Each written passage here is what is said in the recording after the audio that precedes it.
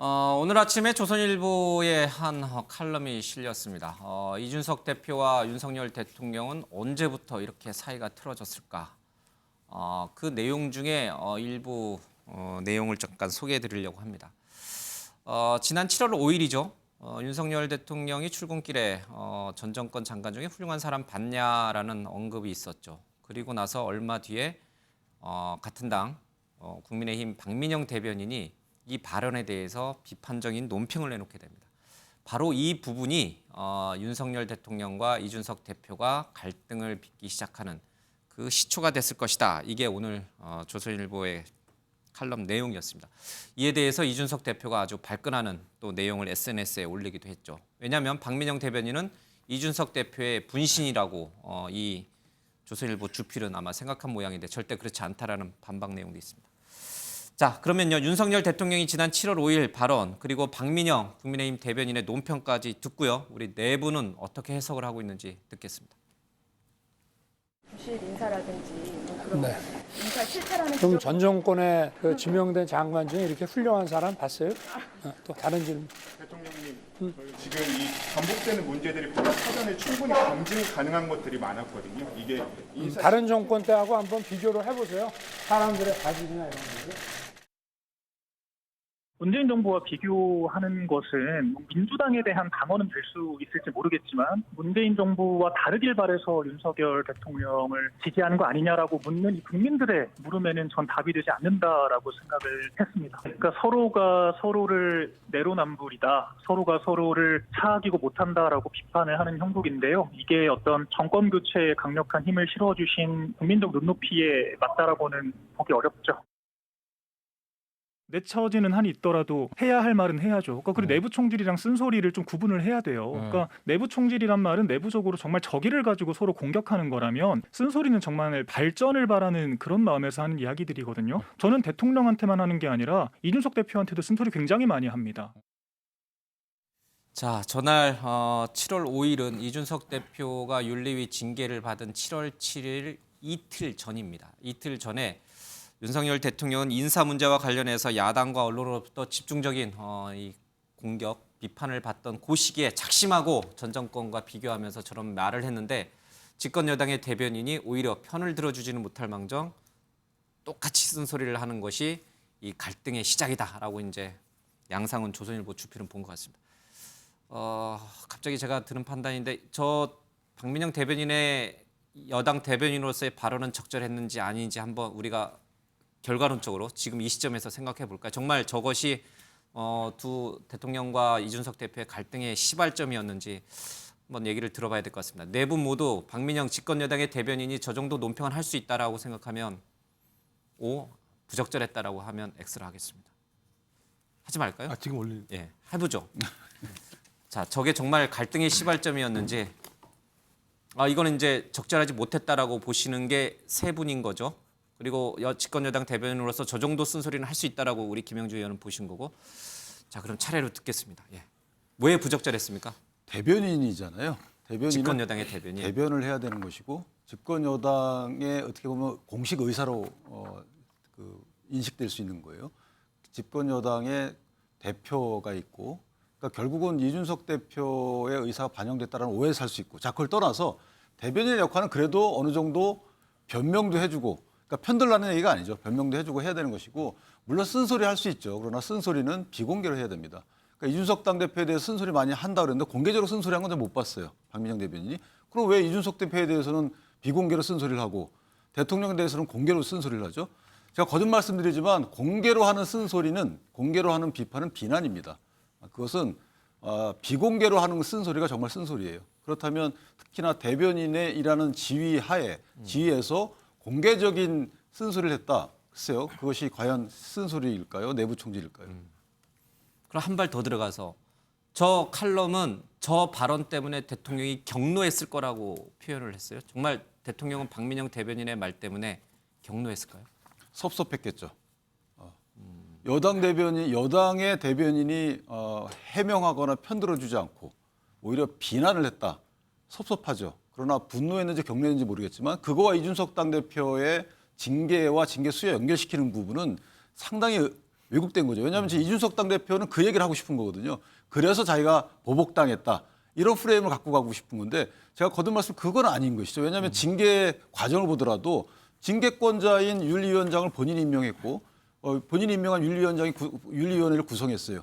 거기서 징계가 결정된 거기 때문에 그렇게 나가는 것은 사실은 지금 약간의 어떤 프레임을 짜고 있는 게 아닌가라는 생각이 들고 그렇게 따지면 윤리위원회 기능을 너무 모독하는 것이다 이런 생각이 들어서 좀 부적절한 추측이다 뭐 이렇게 생각합니다. 예. 오늘 칼럼 내용에 대해서 지금 화면에 나오고 있습니다만은 이준석 대표는 SNS에 눈을 의심케 하는 증언이다라고 얘기를 했는데 오히려 대통령의 당시 저 발언이 굉장히 부적절했는데 저거를 만류하지 못하고 저거를 제대로 문제가 있다라고 지적하지 못했던 바로 옆에 서 있던 강인선 대통령실 대변인도 문제다라고까지 얘기하고 있어요. 근데 잘 생각해 보십시오. 저것이 이제 강인선 대변인이 만약에 비공개로 대통령님 오늘 이 부분 부적절했습니다라고 얘기했으면 좋죠. 그렇게 해야 되는 게 맞습니다. 근데 공개적으로 그 자리에서 지금 한 얘기는 사실은 부적절했습니다. 얘기하는 게 맞을까요? 그래서 다음에 뭐 기자들 앞에서. 그렇죠. 그거는 대통령이 방금 말하고 갔는데 그 부분을 이런 취지입니다라고 설명하는 건 좋지만 이게 부적절했다고 대변인이 얘기하는 게 맞나요? 이준석 당대표의 저런 발언이 글쎄 이게 상식적일까요? 박민영 대변인도 맞는 말이에요. 저 말씀 맞아요. 박민영 대변인 한 말이. 그러나 저 공개적으로 하는 게 맞을까요? 여당 대변인이? 저는 인식에 문제가 있다고 봐요. 저는 인식 자체에. 그럼 지금 이준석 대표의 저 인식도 문제가 있는 거죠? 문제가 있죠. 올바른 얘기지만 어떤 방식으로 하느냐에 따라 다른 거죠. 그런데 그걸 혼용하고 있잖아요. 문제가 있죠. 자, 김영주 의원께서는 집권 여당 대변인이지만 저 정도 쓴소리는 대통령을 향해서 할 수 있다. 저는 우선은 이제 뭐 인식의 문제라고 말씀하셨는데 실제로 보면 제가 느낄 때는 시스템의 문제예요. 여당의 대변인을 뽑는 과정, 배틀을 통해서 젊은 대변인이 뽑혔습니다. 그렇죠. 실제로 과거에 과연 여당 대변인의 포지션, 마땅히 대통령 말씀에 일정 정도 정리를 해서 호응해 줄 건 호응하고 부분적으로 뭐 기자들 뒷자리에서 이렇게 얘기할 수 있다고 보는데 지금 현재 시스템적으로 박민영이라고 하는 분이 갖고 있는 경륜 속에서 나올 수 있는 자기가 잘했다고 생각하는 방식이 저 방식이에요. 소위 말하는 젊은 세대, MZ세대식의 논평이다. 예. 진짜 그런 식으로 대변인을 뽑아갔잖아요. 그런 그건 의미에서 이준석 대표가 도입한 시스템이잖아요. 네. 그렇죠? 공개 배틀. 그런 의미에서 그렇게 될 수밖에 없는 시스템적 한계를 갖고 있다. 저는 그런 의미에서 박민영이란 개인에 대한 문제가 아니라 여당 대변인을 저런 식으로 뽑는 게 맞냐에 대해서 한 번쯤 생각해 볼 필요가 있다. 그런 게 우선 하나 있고요. 따라서 굉장히 부적절한 뭐 논평도 제 입장에서는 많습니다. 무슨 다른 당이라는 떠나서 여러 가지 정말로 뭐 비행기에 같이 탔냐 안 탔냐 이런 부분에 있어서 답을 할 때 있어서도 타보지도 않았잖아요. 그런 경험도 없기 때문에 그 수준에서 나오는 한계가 있거든요. 그 총량 자체가 여당한테도 데미지가 됩니다. 대통령한테도 데미지고. 다만 그럼에도 불구하고 당정 관계라고 하는 것은 기랑 관계입니다. 갈등이 있을 수 있습니다.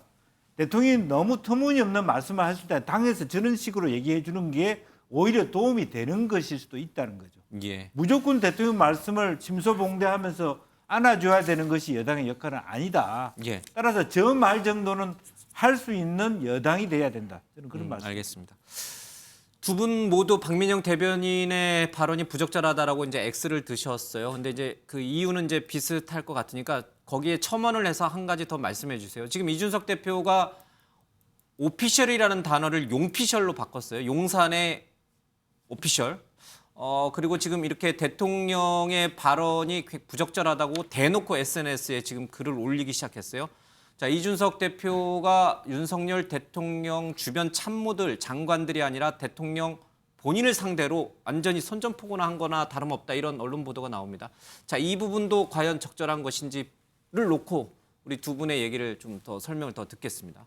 뭐 제가 볼 때 이준석 당대표는 이제 마지막 극단적인 상황까지 갔다라고 봐요. 그러니까 이 문제는 의도된, 기획된, 그러니까 윤석열 대통령과 윤핵관, 대통령실의 어떤 검찰 출신들 이 라인들이 기획을 해서 이 단번에 아니라 오랫동안 기획한 것이고 이제 마지막까지 이것을 갖다 밀어붙이려고 하는구나라고 하는 측면에서 본인이 거기에 대한 나름대로의 의미 있는 싸움을 해야 된다고 좀 본인이 판단한 것 같아요. 이렇게도 싸우지 않고 갔을 때, 그러니까 서병수 전국의 의장처럼 예를 들면 어떤 명예로운 퇴진이 불가능하다고 판단했다는 생각이 드는 것이고요. 좀 그런 측면에서는 이준석 당대표로서는 어쩔 수 없는 마지막 한 거라는 생각이 들어요. 하지만 흘러간 물로 물레방아는 돌릴 수 없기 때문에 저는 어차피 시간을 낚을 수밖에 없는 상황으로 간다고 생각이 들긴 합니다만 제가 생각해도 상당히 좀 상식적이지 않은 일들이 계속 좀 벌어졌어요. 실제적으로는. 뭐 아시겠습니다만 소위 이 사고라고 얘기해서 직무대행 만들었다가 그럼 예를 들면 사고가 난 거잖아요. 근데 갑자기 자기들이 문자 공개된 거 가지고 그걸 거리로 만들어 가지고 다시 또 비대위를 만드는 상황. 그러니까 모든 책임을 갖다가 이준석 당대표에게 다 덮어 씌우는 상황이 되고 있으면 저 같아도 억울할 것 같아요. 그런 측면과 관련해서는. 근데 그렇다고 하더라도 본인이 또 이런 사태의 원인을 제공한 측면들이 분명히 있기 때문에 이런 것이 있긴 합니다만 저는 어떤 형태로든 이런 마지막 모습이 서로에게 상당히 안 좋은 모습을 하고 있다. 예. 그러니까 극단적인 상황들이 벌어지고 있는 측면들이 분명히 있는 거죠. 그리고 대통령도 마찬가지입니다. 이 부분과 관련해서 폭넓게 수용하지 못하고 있다. 예. 그러니까 저도 큰 리더십을 가지고 이런 상황과 관련해서 예를 들면 윤석 당대표를 뭐 옛날처럼 만나지 않는다고 하더라도 좀 따뜻한 리더십을 가지고 어떤 발언들을 통해서 이런 상황들을 좀 예를 들면 포용해 가려고 하는 측면들이 있어야 되는데 제가 볼 때는 계속 연일 나오는 보도들은 뭐냐면 대통령실의 기류를 반영해서 최고위원을 사퇴했다거나 예를 들면 비대위 체제로 가야 된다는 의견들이 대통령실에서 당으로 전달됐다 이런 얘기들이 나오는 상황이라고 얘기한다면 아주 안 좋은 정치적 당무 관여를 하고 있는 측면들이 분명히 있는 거죠. 저는 그래서 이런 상황 자체들은 일견 이해는 됩니다만 상당히 안 좋은 방식들의 정치적 행위들을 대통령실이 하고 있다. 좀 그렇다면 이 문제에 대해서 결자해지는 윤석열 대통령이 하셔야 된다고 좀 봐요. 오늘 이준석 대표의 저런 표현은 내부 총질 차원을 뛰어넘어서 거의 대포를 쏜 거나 마찬가지인데 대통령을 직접 저격한 거나 마찬가지. 대통령이 잘못하고 있는데 참모들은 그를 아무도 말을 못한다. 이 부분을 아주 대놓고 건드린 겁니다. 자, 이러면 이제 돌아올 수 없는 강을 건너간 건가요? 집권 여당과 대통령실의 관계는 이제 완전히 갈라서는 쪽으로 가는 건가요? 집권 여당과의 관계가 아니죠. 이준석 정치인 대표. 이준석 전 예. 대표와 아니죠. 아직도 대표네요. 예. 끝나지 않았으니까 대표와 그 윤석열 정부 그리고 집권 여당과의 관계가 이제 상당히 멀어지게 됐죠. 이제 굉장히 정치적 거리두기가 시작이 됐다고 보는데 화합이 안 되는 거예요. 그렇습니다. 저는 뭐 이 정도 가버렸으면 서로 욕을 하는 단계까지 가버렸으면 이제 뭐 화합하기는 힘들어지겠죠. 그런데 제가 이준석 대표 같으면 저를 한번 돌아보겠습니다. 당 대표도 했고 그리고 많은 사람들이 이렇게 이준석 대표를 좋아하는 사람도 많다고 얘기하고 팬덤 정치도 한다고 하는데 당내에서는 왜 이해관은 없을까? 저 같으면 이걸 한번 돌아보겠습니다. 이렇게 시끄러운데 있잖아요. 저기 정무실장님도 계시고. 아니 원내에 말입니다. 원내에 많은 원내. 국회의원들 중에 이해관은 왜 이렇게 눈을 크게 뜨고 찾아봐도 많지가 않을까? 극소수밖에 이해관이 없을까? 그럼 심지어 지금 분당하자는 이해관들이 나타나야 되지 않을까? 그런데 아무나 나타나지 않는다는 겁니다. 제가 볼 때는 그렇다면 제가 이준석 대표라면 저의 정치적 행로를 한번 돌아보겠습니다. 예. 내가 왜 어떻게 걸어왔길래 이해관이 하나도 없을까? 이걸 한번 돌아본다면 거기에 이준석 대표의 향후 행보에 답이 있지 않을까. 저는 앞으로 이준석 대표가 더 큰 정치인이 되려면 핵관을 몰고 다니는 세력 모으는 기술이 있어야 된다고 생각합니다. 세력 모으는 기술이 있어야지 권력을 창출할 수 있고 그 권력을 창출할 수 있어야 큰 정치인이 되는데 이준석 대표는 그런 것이 아직도 많이 부족하지 않을까. 오늘 뭐 어떤 뉴스에는 김종인 전 비대위원장께서 이준석 대표에게 공부를 좀 더 해보라는 그런 권유도 하셨다는데. 그러니까 대통령 취임하는 날 유학 가서 연수 가서. 그렇습니다. 뭐 컴퓨터 공학 이런 거 말고 뭐 사회과학에 대해서 공부를 한번 해보라고 뭐 권유를 한번 했다는데 그것이 바로 지식의 깊이 그리고 정치의 깊이를 좀 더 많이 안다면 자네도 정말 이해관 많이 만들 수 있고 권력을 키울 수 있는 정말 큰 정치인이 되지 않겠나 이런 권유를 한 것으로 보이는데 그런 노정치인의 권유를 한번 곱씹어보는 계기가 된다면 저는 이준석 대표 아주 훌륭한 자질을 갖고 있기 때문에 앞으로 크게 자라날 거목이 될 수 있을 텐데 지금 저렇게 총을 쏘는 것에 만족한다면 결국 작은 정치인으로 끝나버리지 않을까 굉장히 걱정스럽습니다. 배현진 최고위원이 최고위원직에서 사퇴하는 날 김종인 전 위원장을 비롯해서 장제원 의원도 그렇고 만났잖아요.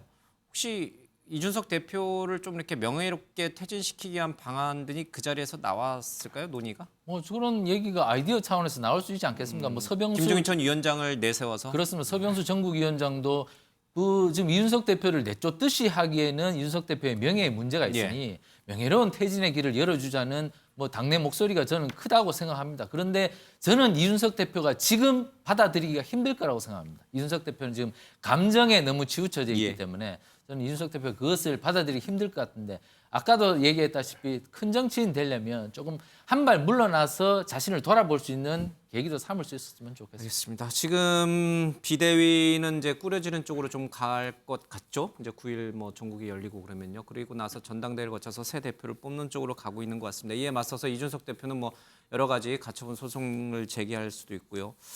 그런 논란이 계속 이어지고 있습니다. 당내 갈등이 계속 커지고 있는 상황에서 권성동 원내대표는 오늘 쪽방촌을 방문을 했는데 자, 이 서민의 삶을 좀 보듬어주기 위해서 방문한 자리에서 이준석, 이 권성동 원내대표는 또 쓴소리를 듣게 됩니다. 잠깐 볼까요?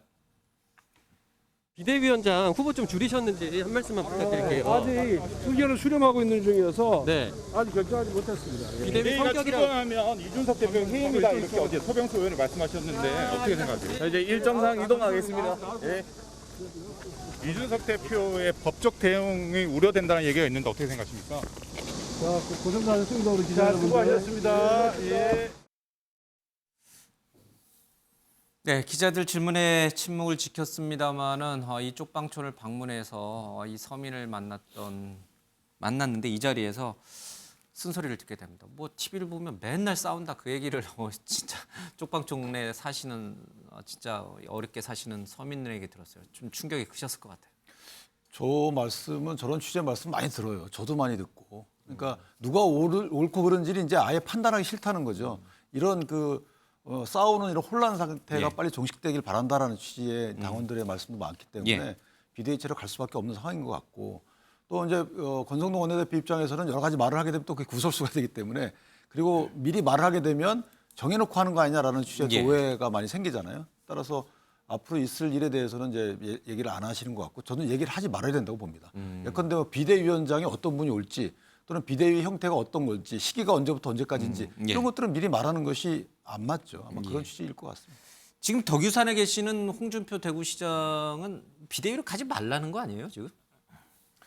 뭐 그분의 쓴소리. 생각이시겠죠. 비대위로 가지 말자는 건데 비상한 상황인데 비대위로 안 가면 이거 상황을 어떻게 수습할지 모르겠어요. 비대위로 가면은 너무나 답이 뻔하다는 거 아니에요 저분 말씀은? 어떤? 이준석 대표가 소송을 걸 거고.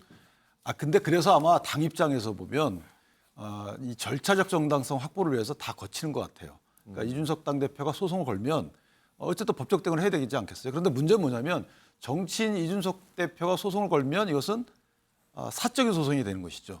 그러면 공당의 비대위 체제로 모든 의견들이 모아서 절차적 정당성을 갖추고 가는데 사적인 이해관계로 당을 상대로 소송을 한다. 상당히 부담스러운 일입니다. 그래서 저는 개인적으로는 이준석 당대표가 소송 걸기는 어려울 것이다. 오히려 뭐 다른 정치적 행위로 견제를 하고 본인의 정치적 행보를 마련할 것이지 소송을 걸면 저는 그건 손해가 더 크다고 봐요. 최기철 의원님, 그 이제 X 내려놓으시고요. 그 대구시니까요. 저 잊혀진 침묵으로 지키겠다고 하셨던 홍준표 시장은 왜 자꾸 이렇게 중앙 정치에 자꾸 말씀을 하시는 거예요? 지금 뭐 하루에 10분만 투자하면 된답니다. 그럼 나머지는 전체 대구시정에 투자를 하시고 하루에 딱 10분만 투자를 하면 이 서울 정치판을 딱 읽을 수가 있기 때문에 그 정도만 투자해도 이 정도의 말이 나온다. 뭐 이렇게 말씀하시기 때문에. 지방에서 중앙 언론으로부터 잊혀지는 게 좀 그런가요? 걱정되셨나요? 뭐 저는 어차피 홍준표 시장의 목표는 어차피 대구시장 4년 하고 다음에 국가 경영 한번 해보고 싶다는 것이 목표이기 때문에 그 목표를 향해서 나가는 것이 결코 저는 나쁘다고 생각하지 않습니다. 요즘 뭐 바이든 대통령이나 뭐 트럼프 대통령이나 아주 연세가 많으신데도 불구하고 대통령직 잘 뭐 트럼프 대통령이 좀 문제가 있었지만 바이든 대통령이 잘 수행하고 있지 않습니까? 그렇기 때문에 이제 나이는 숫자에 불과하다. 그렇기 때문에 홍준표 시장이 저 큰 꿈을 계속 이루어내기 위해서 열심히 노력하는 것 자체에 대해서는 비판의 대상이 되지 않는다. 저는 그래 봅니다. 이것 때문에 대구시정이 굉장히 펑크가 나서 대구 시민들이 고통을 겪는다면 모르겠지만 현재까지는 10분만 투자하는 것으로 보이기 때문에 일단 거기에 대해서는 뭐 다리를 걸기에는 조금 무리한 것이 아닌가 저는 이렇게 봅니다. 그 꿈을 위해서 이준석 대표 편 들어주는 게 더 효과적이라고 보는 거예요? 여태까지는 이준석 대표의 편을 들지 않다가 최근에 법적인 문제에 대해서 약간 언급했기 때문에 이분이 지금 법조인이지 않습니까? 검사 출신이기 때문에 거기에 대해서 원론적으로 얘기한 것이지 이분도 지금 대세가 비대위로 가고 있다는 데 대해서는 동의하는 것 같습니다. 알겠습니다. 자, 이 집권 여당 내부 문제가 심상치가 않습니다. 계속 활화산처럼 불타오르는 것 같습니다. 자, 이번에는 야당 얘기로 넘어가겠습니다.